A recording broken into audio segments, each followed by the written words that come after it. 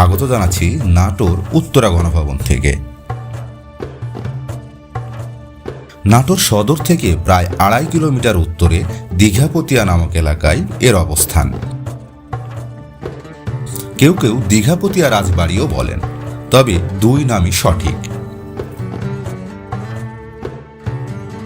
দীঘাপতিয়া রাজবংশের প্রতিষ্ঠাতা রাজা দয়ারাম রায় 1734 সালে 43 একর জমির উপর মূল কিছু প্রাসাদ নির্মাণ করেন।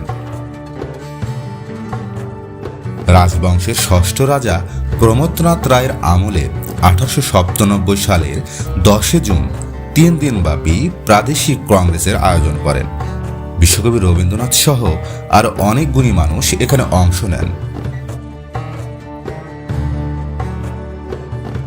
তার ঠিক 2 দিন পরে 12 জুন থেকে প্রায় 18 দিন লাগাতার ভূমিকম্পে ভবনগুলো বিধ্বস্ত হয়ে পড়ে। তবে এখন যে ভবনগুলো দেখছেন সেগুলো ষষ্ঠ রাজা প্রমথনাথ রায় 1897 থেকে 1908 সাল পর্যন্ত মোট 11 বছর সময় নিয়ে বিদেশি প্রকৌশলী ও চিত্রকর নিয়ে এই রাজবাড়িটি পুনর্নির্মাণ করেছিলেন। 1947 সালে দেশভাগের পর রাজা দেশ ত্যাগ করে ভারতে চলে যান। 1950 সালে জমিদারি অধিগ্রহণ ও প্রজাতন্ত্র আইন পাশ হলে এই রাজপ্রাসাদটি রক্ষণাবেক্ষণের বেশ সমস্যা দেখা দেয়। সমস্যা সমাধানে 1967 সালে 24 জুলাই পূর্ব পাকিস্তানের গভর্নর মোনায়েম খান বাসভবন হিসাবে উদ্বোধন করেন।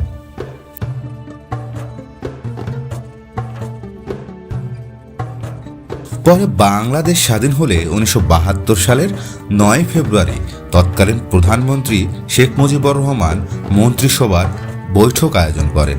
ঠিক সেই দিনই এর নামকরণ করা হয় উত্তরা গণভবন। তারপর থেকে বাংলাদেশের মানুষ প্রায় সকলেই তাকে ডাকে উত্তরা গণভবন বলে। সামনে যে ভবন দেখতে পাচ্ছেন এটি মূলত জেলখানা। রাজার আমলে যেসব প্রজারা খাজনা দিতে ব্যর্থ হতো, প্রহরীরা তাদের ধরে এনে এই ভবনে রাখত এবং খাজনা আদায়ে নির্যাতন করত। তার পাশে মিলবে রানীর ঘাট, এ যেন আরেক বাগিচা। ঘাটে যেতে দুপাশে হরেক রকমের ফুলের গাছ নান্দনিকভাবে সাজিয়ে রেখেছে এখানকার পরিচ্ছন্ন কর্মীরা।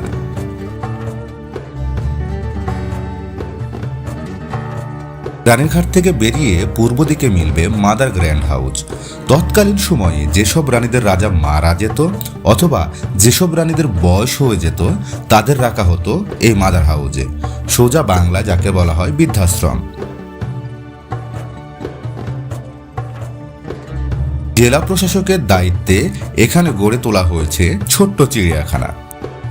রয়েছে হরিণ, গিনিপিগ, লেজবাহারি ময়ূর, খরগোশ।